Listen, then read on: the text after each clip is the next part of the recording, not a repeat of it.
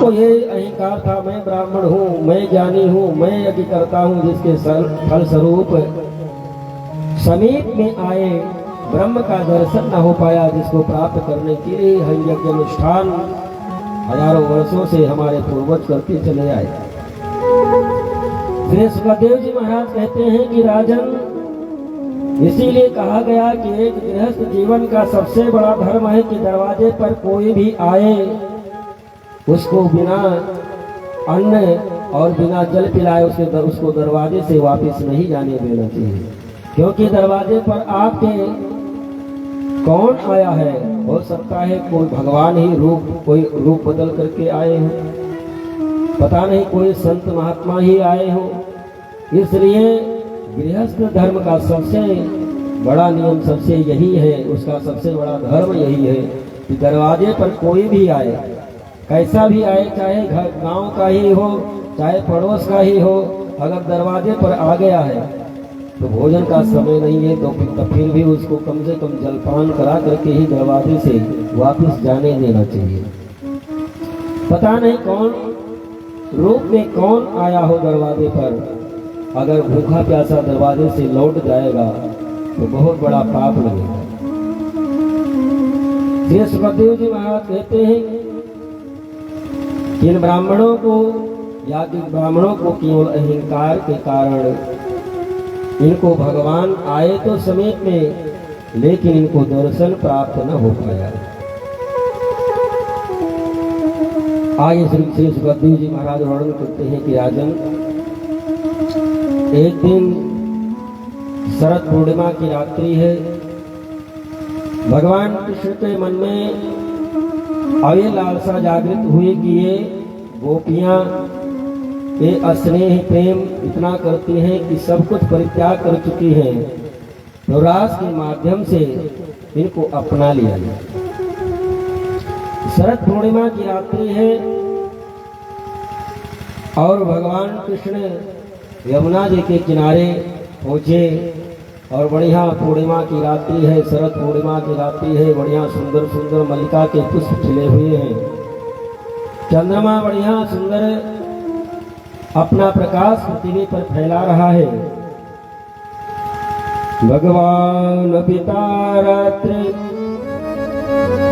शरदोत full मल्लिका विजरंतो मनश्चक्रे योग माया गोपाश्रिता। शरद पूर्णिमा की रात्रि है और चंद्रमा प्रफुल्लित होकर के बढ़िया सुंदर प्रकाश फैला रहा है। मल्लिका के श्वेत रंग के सफेद बढ़िया सुंदर पुष्प खिले हुए हैं, बड़ा सुंदर समय है। मंद सुगंध बढ़िया सुंदर वायु प्रवाहित हो रही है और भगवान आज अपने बंसी को अपने अधर पर रखे और बंसी का वादन प्रारंभ कर दिए। निशम्य गीतम नदनं गवर्धनम, निशम्य गीतम नदनं गवर्धनम, ब्रजस्त्रिया कृष्ण गीत मानसम। भगवान वंशी का वादन करते हैं, बजाने वाले भगवान एक हैं और सुनने वालों की संख्या लाखों में है, लेकिन सबको यही लगता है कि कन्हैया हम ही को बुला रहे हैं। वृंदावन गोकुल की जितनी भी गोपियां हैं सबको यही लगा कि कन्हैया हम ही को बुला रहे हैं। निशम्य गीतम नदनं गवर्धनम, ब्रजस्त्रिया कृष्ण गीत मानसः। सबके मन को हरण करने वाले वंशी का वादन सुन करके सभी गोपियां भगवान से मिलने के लिए चल पड़ी। जो जिस अवस्था में थी उसी अवस्था में भगवान से मिलने के लिए चल पड़ी। कोई गोपी गौ धोने के लिए गई थी और वंश की धुनी सुनी और वहीं पर दूध की बाल्टी रखी और कन्हैया से मिलने चल पड़ी। कोई गोपी भोजन बना रही थी और बंसी की धुन सुनी और वो गोपी भगवान से मिलने के लिए चल पड़ी। कोई गोपी भोजन बना रही थी, भगवान के वंशी की धुन सुनी और वो अपने आप को ही भूल गई कि हमको क्या करना चाहिए। दाल में दूध, अंगार में चावल और साग बघारत गोबर डालो। इतने वो पागल हो गए, उसको ध्यान ही नहीं रहा क्या करना चाहिए क्या नहीं करना चाहिए। दाल में दूध, दाल चढ़ाई थी और दूध गर्म करने के लिए आए और कढ़ाई या अन्य बर्तन में दूध न रख करके उसी दाल में ही दूध सब डाल दिया। दाल में दूध, अंगार में चावल, और चावल बटोली में डालना चाहिए और वो आग में ही चावल डाल दी। साग बघारत गोबर डारो और खीर में नून मिलाए गए और पानी मांगते पात्र बीमारू। ऐसी गोपियां पागल हुई कन्हैया से मिलने के लिए। एक गोपी चलने के लिए तैयार हुई, उसके पति ने कहा कि हम जाने नहीं देंगे, ले जाकर के कमरे में बंद करके बाहर से ताला लगा दिया। गोपी ने कहा कि तुमको इस शरीर से प्रेम है और इस शरीर में छोड़ करके जा रही हूँ, नमक लगा करके चाटो। और शरीर छोड़ करके कन्हैया से मिलने के लिए चल पड़ी।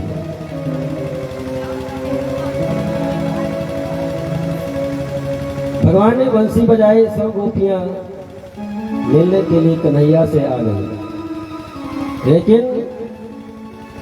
सबसे पहले समझना होगा ये सब गोपी हैं कौन। क्या वृंदावन गोकुल के 16 वर्ष 9 युवतियों को गोपी कहते हैं? ये सब गोपियां कोई वृंदावन गोकुल की 16 वर्ष की 9 युवतियां नहीं है जिनको गोपी कहा जाता है।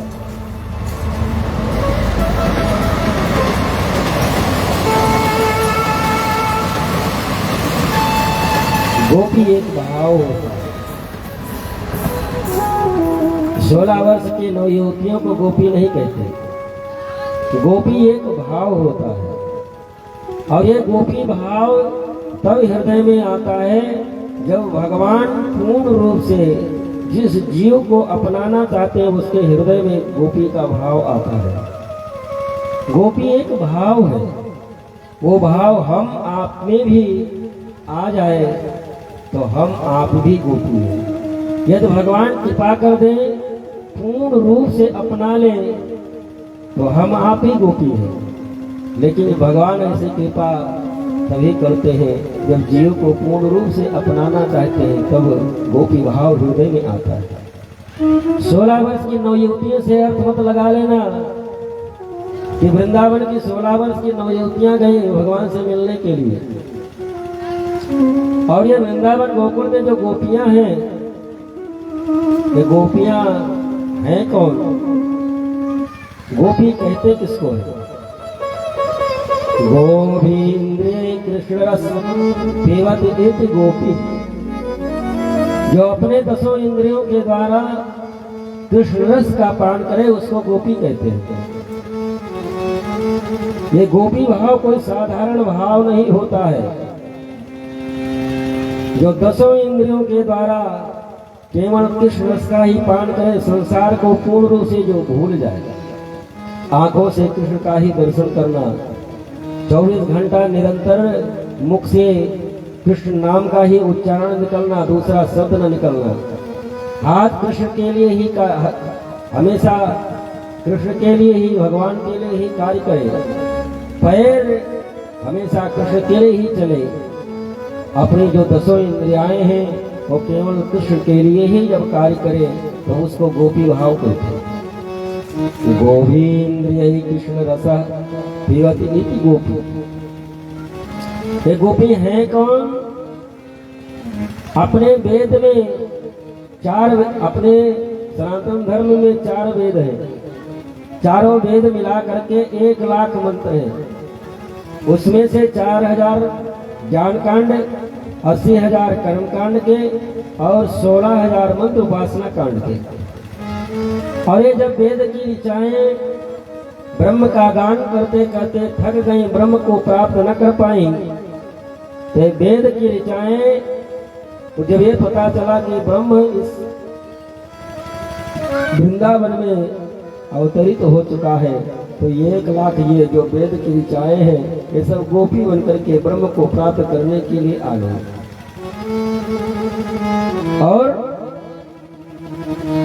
और कौन गोपी बन करके आए हैं? श्रुति रूपा। जो ये श्रुतियां हैं ये भी भगवान का गान करते करते थक गई, भगवान को प्राप्त न कर पाई, एक झलक प्राप्त न कर पाई, तो ये सब गोपी बन करके आ गए। श्रुति रूपा, मुनि रूपा। जो ऋषि मुनि हजारों वर्ष कठिन तपस्या करते करते शरीर छूट जाता, पुनः जन्म लेते और पुनः तपस्या करते, कई जन्म उनका बीत गया, तब करते करते भगवान का आराधना करते करते जब भगवान को प्राप्त न कर पाए वो मुनि लोग, तो वो सब उनको जब ये पता चला कि वृंदावन में हमारे कन्हैया ने अवतार ले लिया है, तो सब ऋषि मुनि गोपी बन करके वृंदावन में आ गए। श्रुति रूपा मुनि रूपा साधन सिद्धा। जो साधना के द्वारा भगवान को प्राप्त करना चाहते थे लेकिन भगवान को प्राप्त न कर पाए, तो साधन सिद्ध ऋषि मुनि वो सब वृंदावन में गोपी बन करके आ गए। साधन सिद्धा स्वयं श्रद्धा दैत्य कन्या। जब भगवान वामन रूप धारण करके गए, वामन रूप भगवान का देख करके दैत्य कन्याएं भी भगवान पर मोहित हो गई और भगवान का स्पर्श करना चाहिए, लेकिन उस समय वो भगवान का स्पर्श न कर पाई और वो दैत्य कन्याएं सब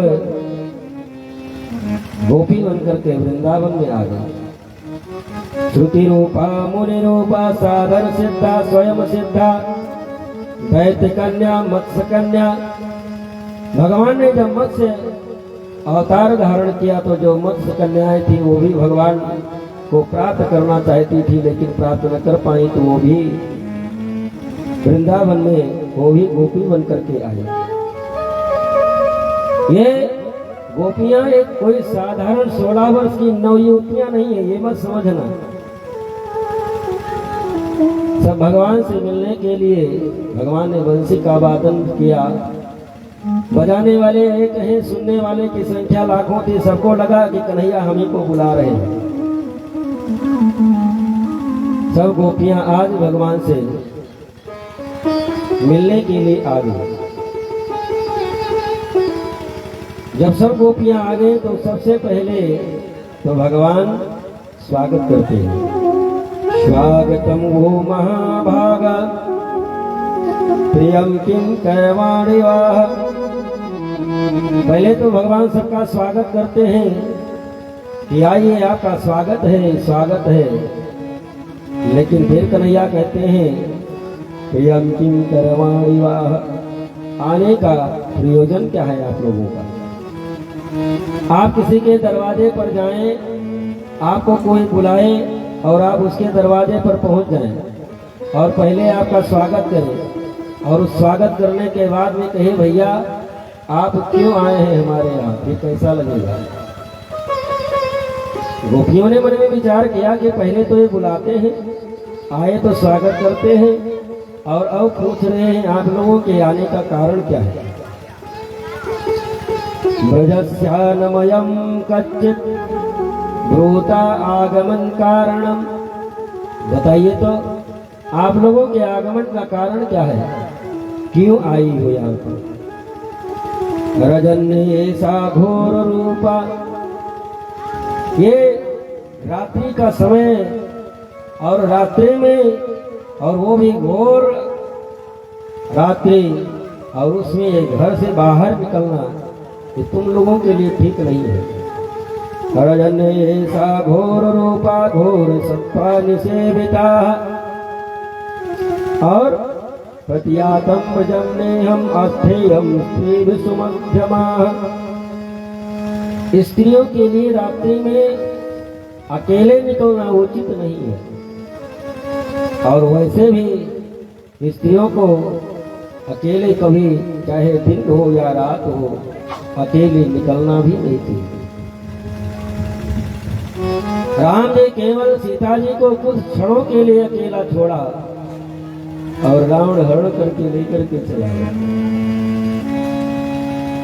भगवान कहते हैं कि अकेले वैसे भी स्त्रियों को बाहर घर से निकलना नहीं चाहिए, और तुम लोग अकेले आई हो वो भी रात्रि में, ये उचित नहीं है।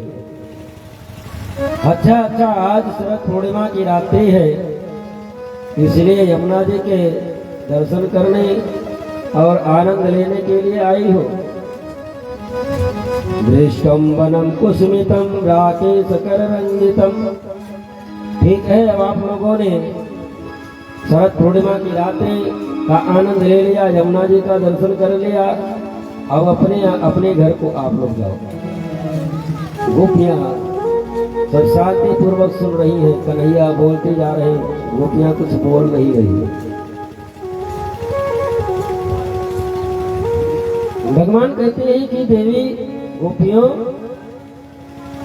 आप लोग अपने पति को छोड़ करके आई हो, तो तुम लोगों ने उचित नहीं किया, क्योंकि पति कैसा भी हो उसका परित्याग करना सबसे बड़ा अपराध है। दूशीलो दुर्भगो वृद्धो जड़ो रोग घनो विवाह।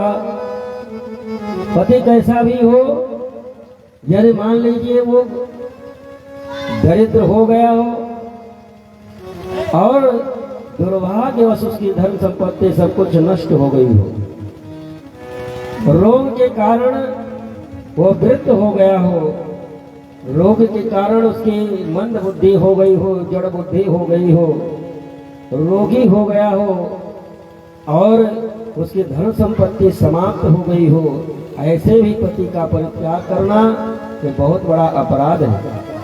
तुम लोग अपने पति के बिना आज्ञा के आई हो रात्रि में, तुम लोगों को तो नरक जाना पड़ेगा। भगवान गोपियों को समझा रहे हैं, उपदेश दे रहे हैं कि एक पत्नी के लिए उसका पति ही सर्वस्व होता है। एक पत्नी के लिए उसका पति ही सर्वस्व होता है। भर्ता देव, यदि पति है तो उसको किसी देवता की पूजा करने की आवश्यकता नहीं है, क्योंकि उसके पति के चरणों में ही सभी देव समाहित रहते हैं। भर्ता देव, यदि उसको कोई व्रत अनुष्ठान पूजा पाठ करने की आवश्यकता नहीं है, यदि वो अपने पति के चरणों की सेवा करती है तो। भर्ता देव गुरुर भर्ता, और पति जब तक जीवित है उसको गुरु करने की आवश्यकता नहीं है, अपने पति को ही गुरु मान करके उसके चरणों की सेवा करे। भर्ता देव गुरुर भर्ता, और धर्म तीर्थ, जब तक पति है तब तक उसको कहीं तीर्थ यात्रा करने की जरूरत नहीं है। अपने पति के चरणों की सेवा करते हुए सभी तीर्थों का फल अपने पति के चरणों की सेवा करके वो प्राप्त कर सकती है। और व्रतानिचा, कोई भी व्रत अनुष्ठान उसको करने की आवश्यकता नहीं है यदि वो अपने पति की सेवा कर रही है। और भगवान कहते हैं कि यदि स्त्रियों को कोई धर्म, व्रत, पूजा पाठ या कोई तीर्थ यात्रा या कोई धार्मिक कार्य करना है, और यदि वो अपने पति के आज्ञा के बिना करती है, तो उसका वो किया कराया सब धर्म कर्म सब निष्फल हो जाता है। उसको कुछ भी यदि करना है, व्रत करना है, अनुष्ठान करना है, कहीं तीर्थ यात्रा जाना है, कोई दान करना है, तो सबसे पहले अपने पति से आज्ञा ले, और यदि वो आज्ञा देते हैं करने के लिए, तब जब वो व्रत अनुष्ठान पूजा पाठ करती है तब उसको उसका फल मिलेगा। भगवान कहते हैं कि देवियों, तस्मात् सर्वं परित्यज्य पतिमि एकम समर्चयेत्। एक स्त्री के लिए उसका पति ही सर्वस्व है, उसका पति, उसके पति अपने पति की सेवा करती है यदि, तो उसको धर्म, व्रत, पूजा पाठ, गुरु और देव की पूजा करने की कोई जरूरत नहीं है। यदि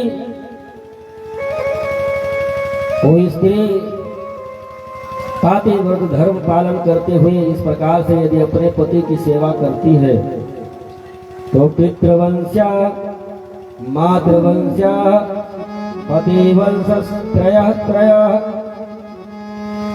ये जो पातिव्रत धर्म का पालन करते हुए अपने पति की सेवा करती है, तो उसके पिता के वंश के 3 पीढ़ी और अब उसके माता के भी वंश की 3 पीढ़ियां और पति के भी वंश की 3 पीढ़ियां यदि वो नरक में गए हैं, तो वो भी स्वर्ग में चले जाएंगे, उनकी सदगति हो जाएगी। पितृवंश्याः, मातृवंश्याः, पतिवंशस्य त्रयः त्रयः, पतिव्रतायां पुण्येन स्वर्गे सौख्यानि भुञ्जेत। भगवान कहते हैं कि पातिव्रत धर्म का पालन जो स्त्री करती है, तो पति का किया हुआ जितना भी सत्कर्म होता है, पत्नी को आधा वैसे ही मिल जाता है, उसको करने की क्या जरूरत है। पति कोई भी सत्कार करता है, सद्धर्म करता है, पूजा पाठ करता है, कोई धार्मिक अनुष्ठान करता है, तो सारे धर्मों का आधा हिस्सा पत्नी को तो वैसे ही मिल जाता है, क्योंकि उसको धर्म पत्नी कहा गया है। धर्म पत्नी कहा गया है, इसलिए जो भी पति धर्म करता है उसमें से आधा तो उसको मिल ही जाता है। कोई ऐसा नहीं करता कि हमारी ये अधर्म पत्नी है। धर्म में तो उसका आधा बंटवारा होता है, आधा उसको मिलेगा, लेकिन यदि आप पाप करते हैं तो पूरा पूरा आपको भोगना पड़ेगा। लेकिन यदि स्त्रियां कोई धर्म कर्म पूजा पाठ करती हैं, तो उसका 1 भी % पतिदेव को नहीं मिलेगा, और यदि उनके द्वारा कोई अधर्म हो गया तो उसका आधा उसके पति को भोगना पड़ेगा। यदि उनके द्वारा अधर्म हुआ तो उसका आधा हिस्सा उसके पति को भोगना पड़ेगा। इसीलिए स्त्रियों को कहा गया है कि वो पातिव्रत धर्म का पालन करें, और यदि ऐसा नहीं करती हैं तो युवा अवस्था में ही विधवा हो जाती है, और वैधव्य जीवन कितना कष्टमय होता है, तो जिसका ऐसा हुआ होगा वही जानता होगा।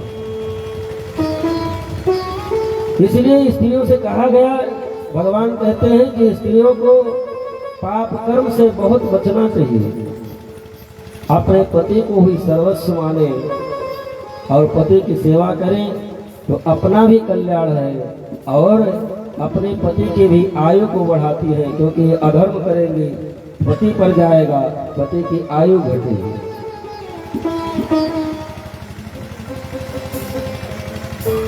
भगवान एक उदाहरण देकर के गोपियों को समझाने का प्रयास करते हैं। भगवान एक उदाहरण देते हैं कि एक ब्राह्मण थे और सुबह चले गए खेत में काम करने के लिए, वापस लौट करके दोपहर में आए, गर्मी का समय था। उसकी पत्नी बड़ी पतिव्रता थी, अपने पति को बढ़िया ठंडा ठंडा पानी ला करके पिलाई, और वो बैठ गए और बगल में बैठे और जंघे पर अपना सर रख करके लेट गए, और वो पंखा झलने लगी और उस ब्राह्मण को नींद आ गई, वो सो गया। जब वो सो गया, वहीं आंगन में हवन कुंड बना हुआ था, गर्मी का मौसम है, हवन कुंड तेज से जल रहा था। हवन कुंड प्रज्वलित हो रहा था। छोटा सा बालक 2-3 वर्ष का, और उसे हवन कुंड के पास में खेलता खेलता बालक आ गया, उसी के पास में खेलने लगा। अब वो ब्राह्मणी मन में विचार करने लगी कि यदि मैं बेटे को उठाने के लिए जाऊं तो पति को जगाने का कष्ट होगा, और पति को कष्ट हो वो तो अधर्म है। पति को जागने का कष्ट होगा, ये अधर्म है। और वो ब्राह्मणी बेटे को उठाने के लिए नहीं गई और वो बेटा खेलते खेलते कुछ क्षणों के बाद में उसी अग्नि कुंड में गिर गया। एक आध 2 घंटा बीता, पति की आंख खुली तो उठ करके जब बैठे और ब्राह्मणी जब जा करके देखती है तो बालक उसी जलते हुए हवन कुंड में खेल रहा है और हाथ से उस बालक को बाहर निकाल लेती है। कन्हैया कहते हैं गोपियों पातिव्रत धर्म का ये प्रभाव है कि अग्नि भी उसके लिए शीतल हो जाता है। उस ब्राह्मणी का बालक प्रज्वलित अग्नि में खेलता रहा, उसके ऊपर अग्नि का कोई प्रभाव न पड़ा। इस प्रकार से गोपियों को जब कन्हैया ने समझाया तो गोपियों ने मुस्कुरा करके कन्हैया से कहा, कन्हैया कि आप जो उपदेश दिए, जो ज्ञान दिए, ये मैं भी जानती हूँ, क्योंकि ये गोपियाँ कोई साधारण गोपी तो है नहीं, सब ऋषि मुनि वेद पुराण शास्त्र की सब ऋचाएं ही हैं। उन्होंने कहा कि धर्म अधर्म का ज्ञान हमें भी है, वो मैं भी जानती हूँ, लेकिन कन्हैया एक कथा मैं भी सुनाऊं।